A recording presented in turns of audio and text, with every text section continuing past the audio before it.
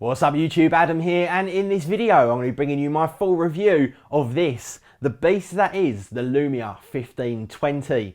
Now just before we get started, to let you know this video is brought to you by buymobiles.net. For all of your smartphone and contract needs, definitely go and check those guys out. You can even get a free PlayStation 4 with your next smartphone contract. I'll leave a link in the video description to all of that with all of the details. Now on to the review itself, and first up, let's take a look at the actual design and build quality of the Lumia 1520.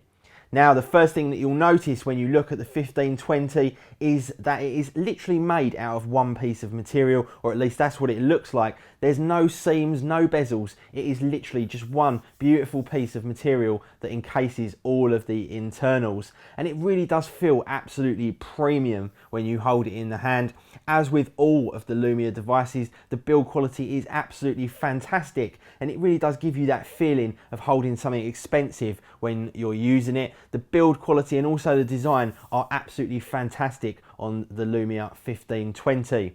Now let's take a little bit of a tour around the device itself, and first up on the right hand side you'll see those very nicely made buttons. First up at the top we've got the rocker buttons for the volume up down. As we come down we've got the standby on off switch, and then we've got that extremely nice shortcut button to the camera, and from a completely off state you can hold this down for just a couple of seconds and get full access into the camera itself. Round on the bottom we've got the micro USB port, and then round on the left hand side, another first for a Lumia device. Not only do we have the nano SIM, but we've also got the micro SD card slot, enabling us to expand the onboard storage from what it is with just the inbuilt storage. Now around on the top we have got that 3.5mm headphone jack, and then as we come round onto the back we've got that beautiful 20 megapixel camera along with the dual LED flash. Now let's talk a little bit about the camera itself. Like I say, it is a 20 megapixel camera. It also comes with onboard image optical stabilization, so that really does make sure that all of your videos and photos have an absolutely sharp picture. Now also on top of that, like I say, we've got that dual LED flash, and this also records full 1080p at 30 frames per second. It's also got a video light and also records in full stereo sound. Now the other camera is a front facing camera, and that's just a 1.2 megapixel camera capable of 720p at 30 frames per second. Now the back camera itself, how good is it? It really is an absolutely fantastic camera. Not only do you get all of those pixels, and you guys know I do love pixels, but it's also of excellent quality. The pictures themselves come out pin sharp.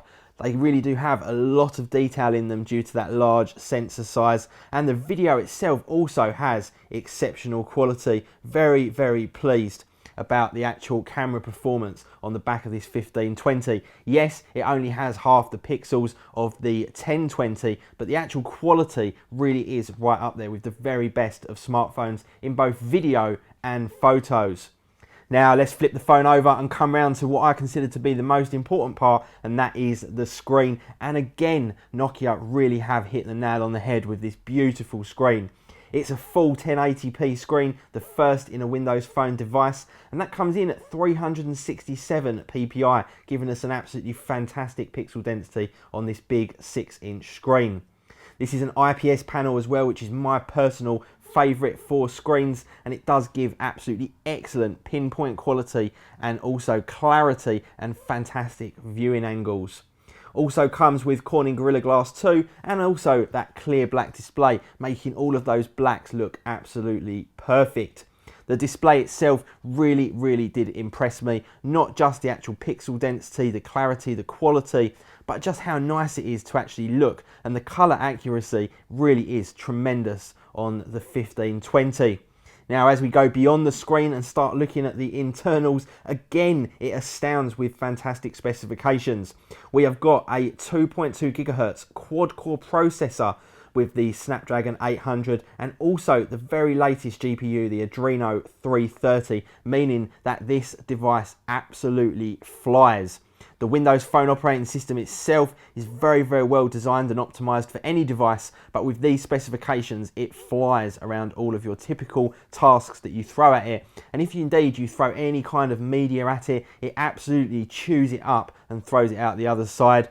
If you start playing games, the actual performance again is phenomenal. And once the actual game manufacturers and application manufacturers start designing apps that are targeted towards these specifications on a Windows phone, I really do think we're going to start to see something special from Nokia and indeed other Windows phone manufacturers.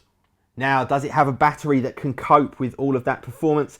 Indeed it does. It comes in again with a hugely performing battery, 3,400 milliamp hour battery, and you can easily get a full day's medium to heavy usage out of the Lumia 1520. Tremendous specifications, tremendous battery life, tremendous screen. There really is nothing that kind of falls down when you look at the 1520. The only thing it struggles with is the number of applications that are available to it in the App Store. Now, I looked at the Windows Phone just a little while ago with the 1020. Again, I didn't think that I would be able to use that as a daily driver just because of that sheer lack of applications. Now I've looked at it again just recently. There have definitely been some improvements in terms of the number of applications that are available, but it still falls short when you compare it to the likes of Android and also iOS.